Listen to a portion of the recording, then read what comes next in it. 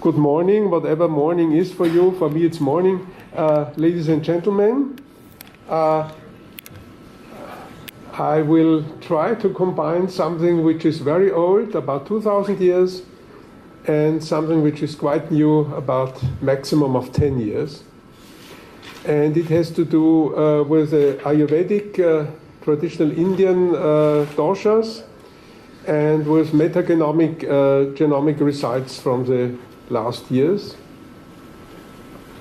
I will speak about ancient things, the principles of the world, and but I will then also come to the new microbiota of humans. This is just to see. I like colors. Kratky told us something about light and colors, and I also like colors. You see an English book of mine where, but of course this is a few years old, so what you hear now is not in this. So let's see if it works. Yes. A few words to old Indian and Tibetan thinking and medicine. It is, so I try once more, if the laser is working. No problem.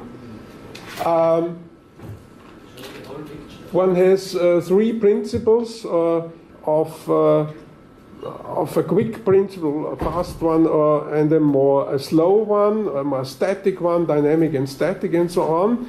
And I skip the Tibetan now. And these two complementary principles have some kind of intermediate part, of an integration part, and building a triad. And this is this principle, the third principle, is called Vata, and it is a neutral, rather cool one. It's neither hot really nor cold, and we see this thinking, it's more philosophical one, but it has consequences in Ayurveda, which is the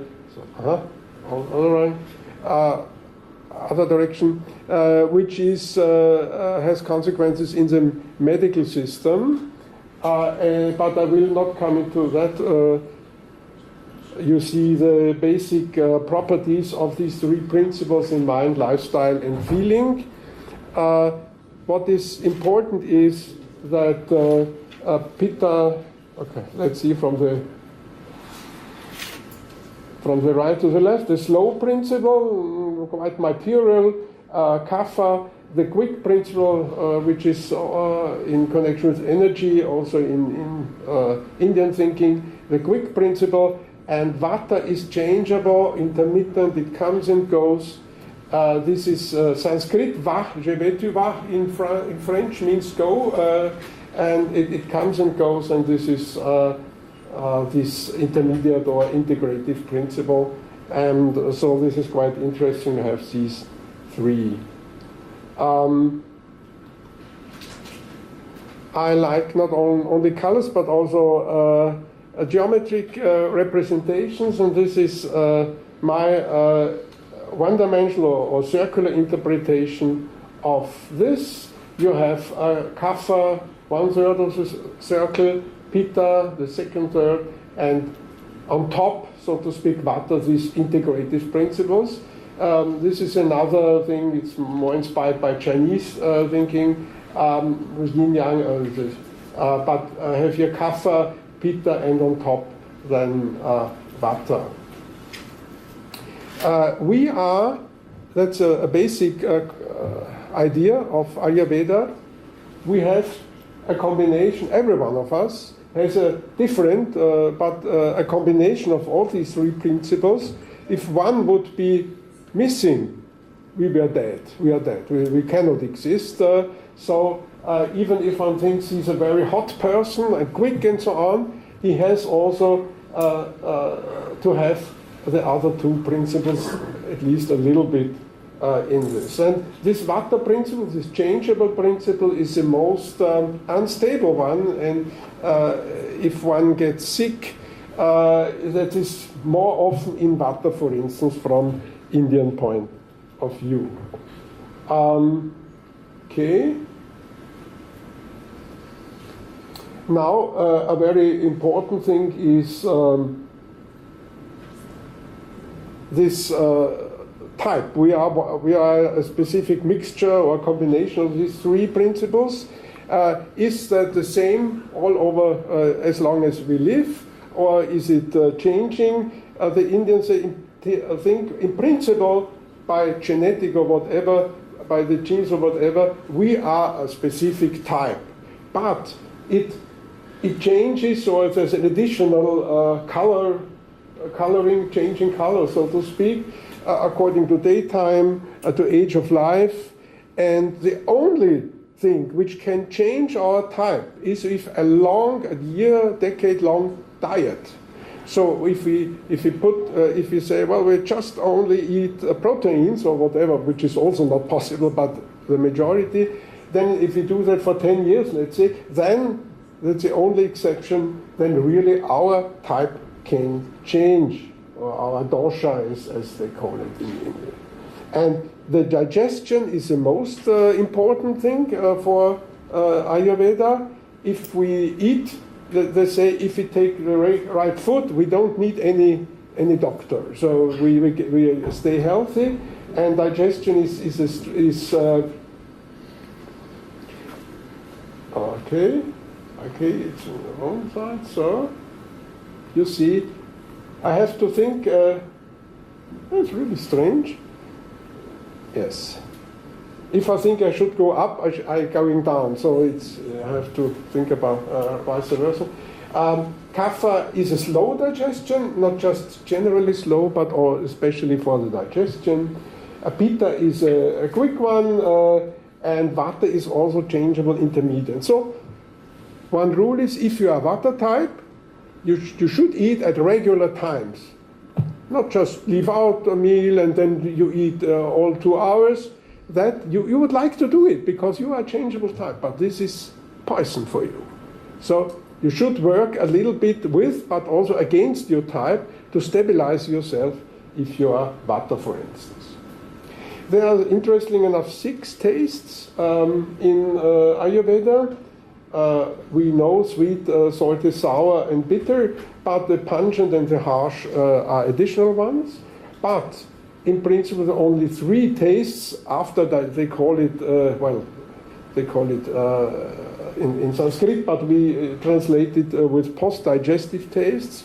And then 3 are left over, and we will look how it looks like, yes. If we now see again this circle, and we fix, I try to fix the 6 tastes, and it means, for instance, that sweet and salty, who are here, combine into the post-digestive taste. Sweet, sour is sour, okay, and these 3 tastes combine to the post-digestive taste bitter. So we have these 3 tastes and the 3 principles. 3 is not enough for Ayurveda. They say there's never a pure type. So they have combinations of 2 types. For instance, Vata Pitta is in the first place Vata. It's in this third of the arc, but it's closer to Pitta. So in the next step, we have 6 tastes, and it goes on to 7, but we will see that immediately. You see here, and this is quite now interesting or necessary to remember, you see here that generally when people are born, there's a tendency that they start here. It's not a strict rule. They go here anti-clockwise. Here they are children, here's the adults and the elderly people here, and so one goes a circle from being born to dying. And this has to do, for instance, that the energetic part of life is, if you are adult, you have to have power, you look for your children and your parents and so on, and so it fits quite well. But I need it for another thing which will come in a minute. So there are 3 doshas or 3 principles or 3 types, but it is in a more detailed way. It goes up to 6, and to see the 7th one, we have to change from the circle to a disc, and this is, I call it the health disc. So here now it is really the whole disc is a symbol of these 7 types, because here now in the middle there's a balanced type, Vata, Pitta, and Kapha. It means people who are, one cannot really see which type they are, or they don't know which type they are. They are here in the middle, and so you have in the end 7 types. Just to show you what does this spiral mean. If you are, let's say, if you go in this direction, you are more and more energetic, or in old. Well, okay, let's skip that. You have the same type, but you get more and more out of balance, which is in the middle. And you get out of balance, and sometimes you get sick. And here you are dead at the end, in the end. But you get more and more sick. And where is the change from healthiness to sickness? And one may think it's a circle, concentric circle. But the Ayurveda says that in Vata one is much more sick, so to speak, than in Pitta, and even more than in Kapha. So this can be transformed or translated into geometry, that it's not a circle, but it is a spiral, and I call it life spiral. So inside, so to speak, of the spiral, one is healthy, and I think one is always close to the spiral, because evolution, let's say, optimum of evolution would be we are not sick, but we are not. It's not why we should put so much energy or so much strength or so much meditation to be especially balanced. It's sufficient if we are just not sick. So I think the life, it's called the life spiral, that we are about typically at this close to the spiral. When we here start our life and here we end, but we don't see it. So you think every one of us is a point on this, of course, it's a simple model, a point on the disc, and if we have integration over, let's say, 1 month or 1 year, that's a suggestion of mine, we should be somewhere here close to the spiral. That's an idea.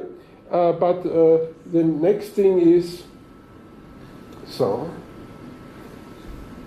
yes, I told that already, yes, spiral, okay, so that's already.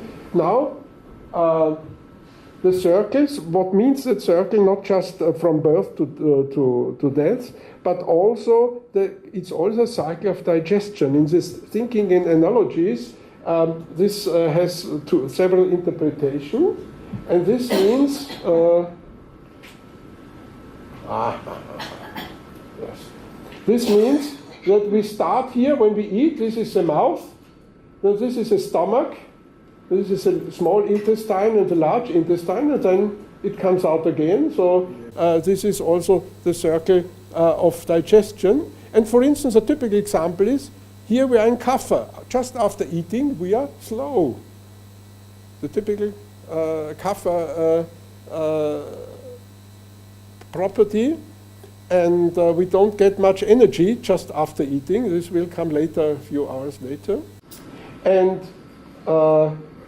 let's go. So, okay. I think I will learn at the end in which direction it goes. And I will just mention that this two-dimensional proposal of mine is just the beginning. I think that it's about a 5 or 6-dimensional model which would really cover all the pathophysiological states, but this is just just a comment, and the next step is this three-dimensional model, but this is not interesting now. Now we come to the thing of the last years, the metagenomic research concerning human gut microbiome, and it started with we have here three principal components of food: carbohydrates, proteins, and fat. And interestingly enough, they could be related to the three Indian after post-digestion taste: sweet, sour, and bitter. It has to do with the carbohydrates, which is just the beginning from the mouth to the stomach. Then from the stomach comes the sour from the stomach, coming from the stomach, and the fat has to do with the bile, and this is bitter. So it is also some succession which fits to this Ayurvedic thinking. And now what about our bacteria, our human gut microbiome? We have about as many cells in this human microbiome, or even more than all our human cells. So if you think, what is human? In you, that's the priority, the majority is not human. It is the symbiotic gut microbiome. And now that's interesting, and I will show you the pictures in a second, is that there are so many bacteria and so many types and so many patterns maybe, but one would think, but it turned out that there are basically three patterns of all these many bacteria, and this is the 2012 was the first paper on that in that detail, and you see here a space which is maybe 200 dimensional or something like that, because there are 200 at that time 200 different species have been known. Whatever it is, 100, 300, doesn't matter. One can project it by special mathematical techniques, it is heavy statistical apparatus, to 2 dimensions, to the most important 2 dimensions, and then one can see that all the 60 people at that time, they are clustered in 3 clusters, and one is by the so-called Bacteroides species, it's a special problem. The bacteria, the species are not so well defined because there's no sexual evolution. But anyway, the Bacteroides, the Prevotella, and the Ruminococcus are 3 typical representatives of the gut bacteria. And you see this one type has one of the 3, the Bacteroides is dominant, and the other 2 are very low abundance, and the same with the Prevotella and the Ruminococcus. So at that first, when I looked it up, I said, well, I know what it is. Well, I didn't know, but I have the intuition that it fits to Ayurveda. But I have many other ideas and not much time to make all these things. And so it was deeper in my heart for about 5 years, 4 years, 5 years. And now I had the opportunity to have a talk. And then, well, that would be interesting here with the 3 types. And now I worked hard in the last weeks and months to make it better, not just an idea, but to make it that I can present it. And for instance, how to make it fit was that if that's an old paper of 2009, the so-called ratio Firmicutes Bacteroides.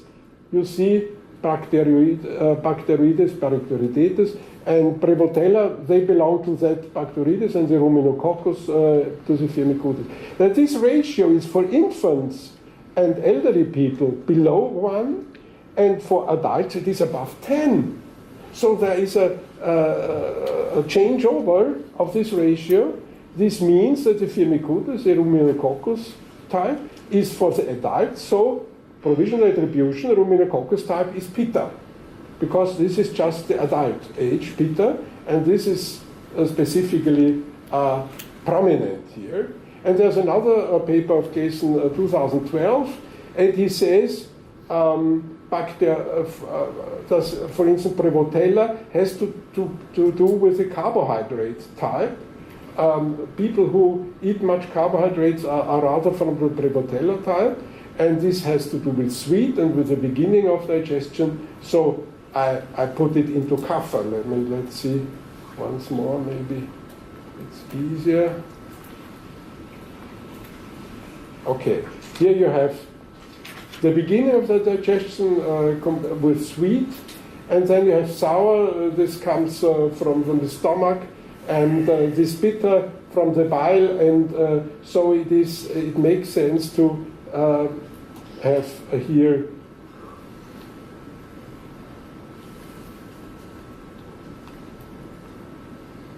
so, and now I come to a few examples. You see here the geometry and mathematics. What is in several very recent publications. You see, for instance, people who are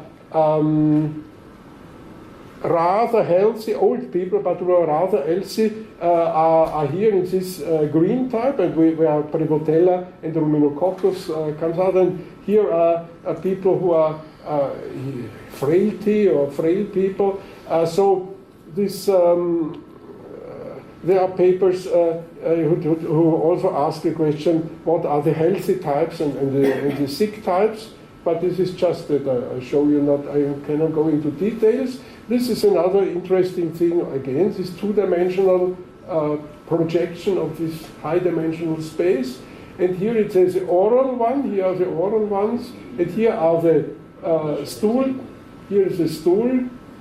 And in the same paper, these are the elder people, and these are the infants. And you see, the direction is quite close from oral to stool, and from infants to old people.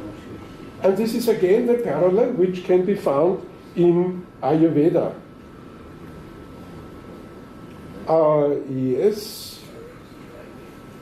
Okay, well, that's okay. Yes, it works, doesn't work? Yes. And you see a very strange thing, a meta-analysis of 4 studies. China, USA, you find almost only the first enterotype. In Denmark, in Spain, it's quite balanced. And in Sweden, there's almost only the third enterotype. And if one comes to African people, they are always only of the Prevotella type carbohydrates. So one can it can reflect what the people eat in these countries, but it's really strange. The types are the same, it's consistent, but the number of people living with this type, and you see here, almost everyone is of the third type, which is Ruminococcus in Sweden. It's really a very strange result. And one gets every year about a few hundred publications with more and more data, and it's really fascinating what will come out in the near future. And which is also interesting, not only diet, very long diet can change the type, but also antibiotics. So this is the only one antibiotic treatment. And one maybe of 20 people change afterwards their type. And that is quite an interesting point.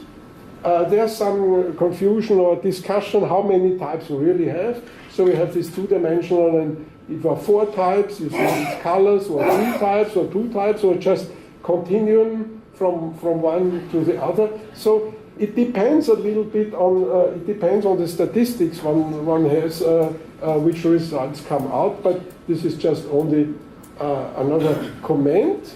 And for the end, now I'm at the end. Yes, I'm at the end. It doesn't work. No. Okay. And now I'm at the end, but now I have just begun. These are all the questions which would be interesting now to think about. And I will just pick out a few and do not speak much about it. The question is if the transitions between states,